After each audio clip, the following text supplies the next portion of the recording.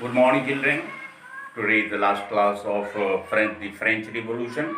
Today I shall teach the rest portion of the French Revolution. In the new constitution, which was the Declaration of Rights of Man and Citizen, which was made by the Jacobin government, in this constitution, only French gents were given fundamental and constitutional rights, but ladies were ignored.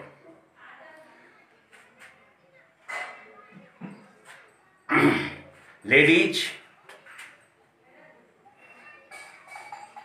proceeded to the president Maximilien Robespierre. Why did he not assign the constitutional and fundamental rights to the French ladies? Were they not the citizens of France? But Maximilien Robespierre was dictator. He said his force to capture ladies. Olympia de Gaulle was the leader of the French lady revolutionaries, and he was guillotined, and several other ladies were caught and sent to the jail. Their revolutions were subsided. The president, Maximilien Robespierre, became the president from 1789 to 1794. Within this period, he circulated a reign of terror. अगर कोई भी France के dictator का, France के democracy का, France के Republic का विरोध करता, उसको सीधे गिलोटिन पर चढ़वा देता था।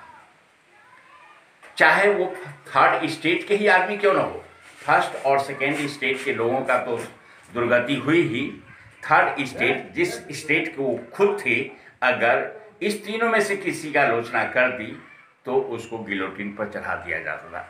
किसी को कुछ पता नहीं था कि कौन किसके मुंह से क्या निकल जाए और किसको कहाँ गिलोटिन पर चढ़ना पड़े। ये आतंक का वातावरण बना हुआ था। तो 1794 में एरिस्टोक्रेट्स उनसे प्रेसिडेंट हाउस में मिलने गए कि आप बहुत हार्ड एंड फास्ट के साथ शासन चला रहे हैं, जरा लिबरल बन के शासन कीजिए। उसने इग्नोर कर दिया, रिफ्यूज कर दिया। जैसे ही उसने इग्नोर किया तो एरिस्टोक्रेटिक का भी रिवॉल्यूशनरी ग्रुप गया था, उसने मैक्सिमिलियन को धर दबोचा और उसको भी गिलोटिन पर चढ़ा दिया। ठीक है, तो मैक्सिमिलियन रोबेस्पियरे प्रेसिडेंट तो बने, लेकिन बाद में वो डिक्टेटर भी बन गए। ऐसे बहुत सारे डिक्टेटर दुनिया में हुए हैं। लुई 16 तो डिक्टेटर नहीं थे, लेकिन डिस्पोटिक किंग थे। ये डिक्टेटर पाकिस्तान का परवेज मुशर्रफ, जनरल जियाउल हक, जर्मनी का हिटलर जो नाजिस्ट था, जिसके कारण सेकेंड वर्ल्ड वॉर हुआ, इटली का मुसोलिनी वो फासिस्ट था, सेकेंड वर्ल्ड वॉर में मारे गए। इंग्लैंड का जेम्स 16 वो भी मोनार्क थे, वो डिक्टेटर नहीं थे, वो भी लुई 16 की तरह डिस्पोटिक किंग थे। लुई 16 के बाद जेम्स 16 जो 1688 ईस्वी में ग्लोरियस रिवॉल्यूशन हुआ, और उस रिवॉल्यूशन के डर से राज्य छोड़ के रात भर में ही भाग गया। कल हो के क्या हुआ कि वहाँ की जनता ने उसको खुलवाया, नहीं मिला। उसकी बेटी थी कैथरीन, जो नीदरलैंड के महाराजा के बेटे से शादी हुआ था, उसके बेटी दामाद को बुला करके और ज्वाइंट रूप से राजा रानी बना दिया गया और नया संविधान बनाया गया। उस संविधान में राजा रानी के पावर्स को लिमिट कर दिया गया और सारी शक्तियां पार्लियामेंट में निहित कर दी गई और डेमोक्रेसी। ऐसे डेमोक्रेसी का जन्म तो ग्रीस में हुआ, लेकिन first democratic government was established in England in 1688 after the glorious revolution. इस प्रजातांत्रिक सरकार के वर्ल्ड में पहला प्रधानमंत्री रॉबर्ट वालपोल थे। उसके बाद 1688 के बाद धीरे धीरे दुनिया के अन्य देशों में डेमोक्रेसी छा गई। आखिर डेमोक्रेसी क्यों छाई? There are so many types of government, but democracy is the best. Democracy is the form of the government which is chosen or set back by the people in election. तो interval fix रहता है, कहीं 4 साल, कहीं 5 साल, कहीं 6 साल, पर अगर जनता के शासन या जनता अगर गवर्नमेंट के शासन से सेटिस्फाइड है तो people will give reinforcement in the next election, otherwise they will be set back. ये प्रजातंत्र का, डेमोक्रेसी का खासियत है, और इस तरह की बात अदर टाइप्स ऑफ गवर्नमेंट में नहीं होता। तो अब हम अफ्रीका के 4 देश में चलते हैं। लीबिया में सुना होगा, डिक्टेटर थे कर्नल गद्दाफी, वो बहुत बड़ा डिक्टेटर थे। वो रिवॉल्यूशन हुआ, रिवॉल्यूशनरी ने उनको मर्डर कर दिया। उसके बाद इजिप्ट का डिक्टेटर था हुस्ने मुबारक। हुस्ने मुबारक जब देखा कि रिवॉल्यूशन आने वाला है, डर के मारे रात भर में गद्दी छोड़ के कहाँ गया, आज तक उसका कोई ट्रेस नहीं। उसके बाद एक देश रोडेशिया, जो 1980 में आज़ाद हुआ और अंग्रेजों ने उसको 2 पार्ट में बांटते हुए आज़ाद किया। एक पार्ट जिम्बाब्वे बना और दूसरा पार्ट जाम्बिया बना।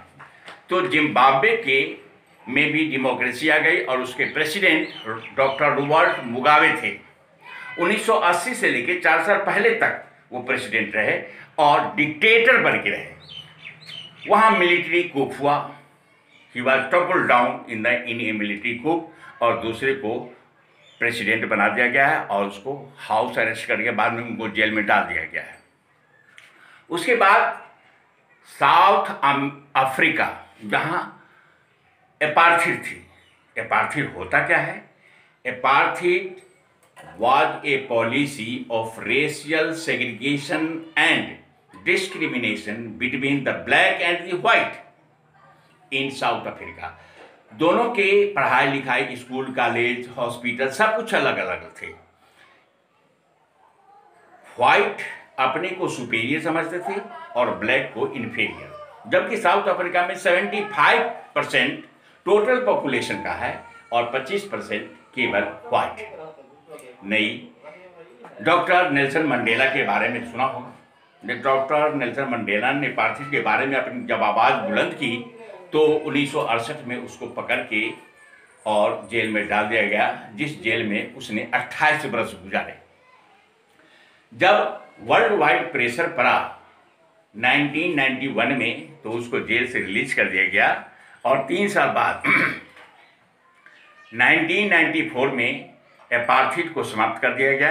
एक नया संविधान बना और उस संविधान में ये हुआ कि अब इलेक्शन कराया जाए, डेमोक्रेसी वापस किया और 1996 में फर्स्ट प्रेसिडेंशियल इलेक्शन हुए, जिसमें doctor Nelson Mandela got the landslide victory and became the first black president of south Africa. तो ये थे साउथ अफ्रीका की, और उस समय के व्हाइट के प्रेसिडेंट थे डॉक्टर बोथा। वो भी बहुत निरंकुश थे, डिक्टेटर थे। न जाने 94 से पहले कितने सारे ब्लैक्स को मर्डर कर दिया गया, कितने को फांसी खींच दिया गया, कितने को जेल भेज दिया गया और कितने मिसिंग हो गए। उसके बाद ये चाइना में शी जिनपिंग प्रेसिडेंट है, लेकिन शी जिनपिंग डिक्टेटर नहीं है। उस देश की पार्टी जो कम्युनिस्ट पार्टी है, जिसको सीपीसी कहते हैं, कम्युनिस्ट पार्टी ऑफ चाइना, वो डिक्टेटर है। क्योंकि उस पार्टी का जो संविधान है वो डिक्टेटोरियल है, वो जो चाहता है वही होता है। उसके गाइडलाइन दिखाए गए हैं, उसी पर कोई देश का प्रेसिडेंट होता है तो उसको भी उसी गाइडलाइन को फॉलो करना पड़ता है। अलग से अगर वो कुछ करता है तो फिर उसको आफत है, देश का प्रेसिडेंट रह नहीं पाएगा। उसके बाद नॉर्थ कोरिया का नाम सुना होगा। नॉर्थ कोरिया में अभी मॉडर्न वर्ल्ड का सबसे जालिम तानाशाह किम जोंग उन है। वो तो जज की कुर्सी पर खुद ही बैठता है। जो हमारे देश में 7-8 साल लग जाते हैं किसी केस के डिसीजन होने में, वो 2 मिनट में केस का डिस्पोजल कर देता है। किसी को फांसी, किसी को कुछ। अपने कैबिनेट के 2-2 मिनिस्टर को उसने he was tied and kept before the barrel of the gun and they were blown out। ये एजुकेशन मिनिस्टर को उड़ा दिया गया, एक और मिनिस्टर थे उनको उड़ा दिया गया, सेना के बहुत सारे अधिकारी जो कॉन्फ्रेंस में औंधते हुए पाए गए उसको गोली से भून दिया गया।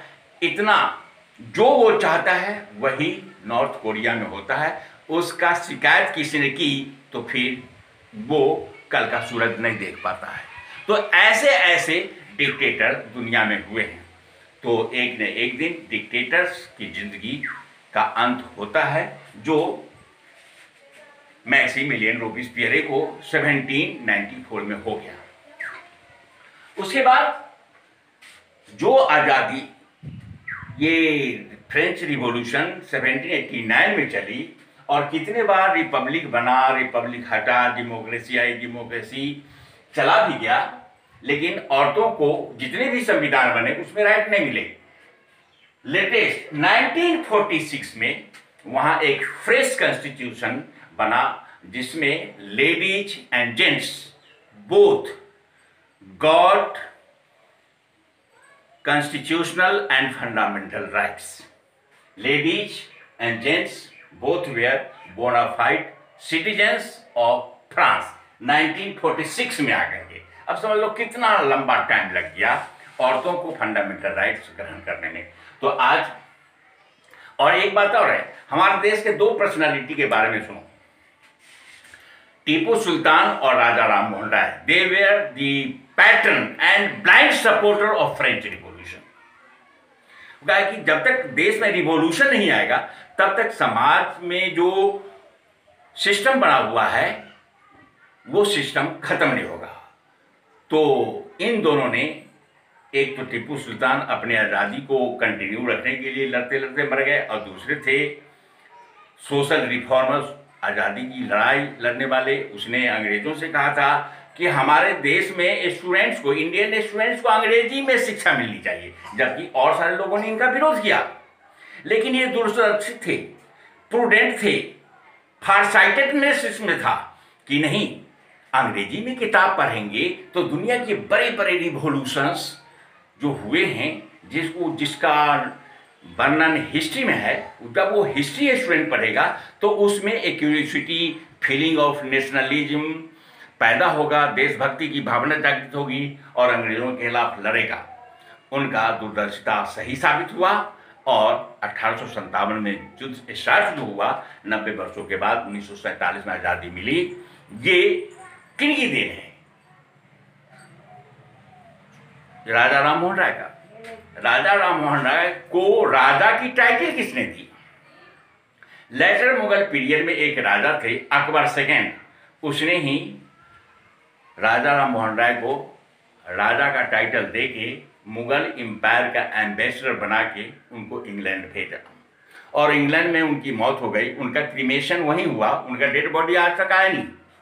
तो ऐसे महापुरुष थे जिसने, अब हम बाद में पढ़ाएंगे कि सोशल रिफॉर्मर कैसे, he was a great pioneer leader जिसमें सती सिस्टम को खत्म किया। He was called the new builder of new India, नव भारत के निर्माता कहे जाते हैं राजा राम मोहन राय को।